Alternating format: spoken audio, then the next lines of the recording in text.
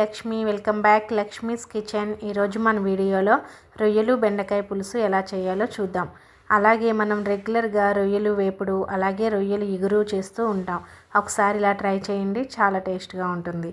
చాలా సింపుల్గా కూడా చేసేసుకోవచ్చు. ఎలా చేయాలో ప్రాసెస్లోకి వెళ్ళిపోదాం. ముందుగా స్టవ్ ఆన్ చేసి ఒక కడాయి పెట్టుకుందాం. ఇందులో 3 టేబుల్ స్పూన్ ఆయిల్ వేసుకోవాలి. కర్రీకి కొంచెం ఆయిల్ ఎక్కువే పడుతుందండి.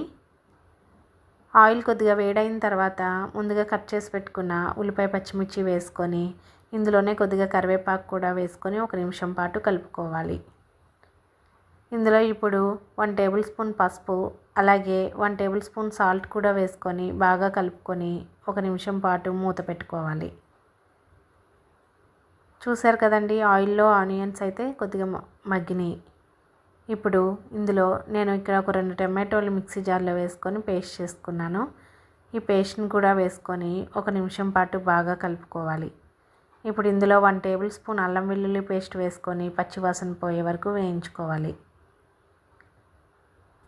ఇప్పుడు 1 నిమిషం పాటు మూత పెట్టుకుంటే తొందరగా మగ్గుతుందండి.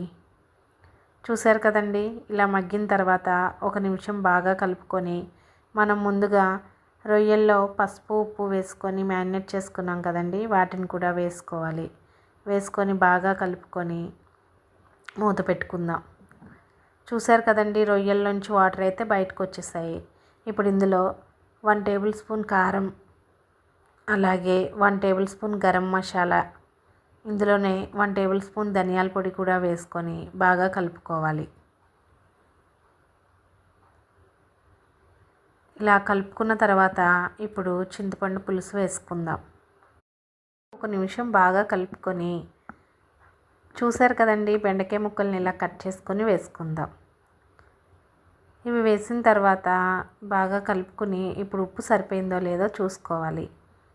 ఇక్కడైతే నాకు కొంచెం తక్కువ అనిపించిందండి. 1 టేబుల్ స్పూన్ సాల్ట్ వేసుకొని ఒక 10 మినిట్స్ పాటు మూత పెట్టుకొని మంట హై ఫ్లేమ్లో పెట్టుకొని మరిగించుకోవాలండి. చూసారు కదండి, పులుసు అయితే కొంచెం దగ్గర పడింది. ఇప్పుడు కొత్తిమీర వేసుకొని మూత పెట్టుకుందాం. ఇప్పుడు మంటని లో ఫ్లేమ్లో పెట్టేసుకొని ఒక 10 మినిట్స్ పాటు అలాగే మరిగించుకుంటే మనకి వేడివేడిగా రొయ్యలు బెండకాయ పులుసు అయితే రెడీ అయిపోయింది. చూసారు కదండి, చాలా టేస్ట్గా ఉంటుందండి. ఒకసారి మీరు కూడా ట్రై చేయండి. ఎలా వచ్చిందో నాకు కామెంట్ చేయండి. మన బెండకాయ రొయ్యలు పులుసు వీడియో కనుక మీకు నచ్చినట్లయితే మన ఛానల్ని లైక్ చేయండి, షేర్ చేయండి, సబ్స్క్రైబ్ చేయండి. అలాగే పక్కనే ఉన్న బెల్ ఐకాన్ని ఆన్లో పెట్టుకోండి.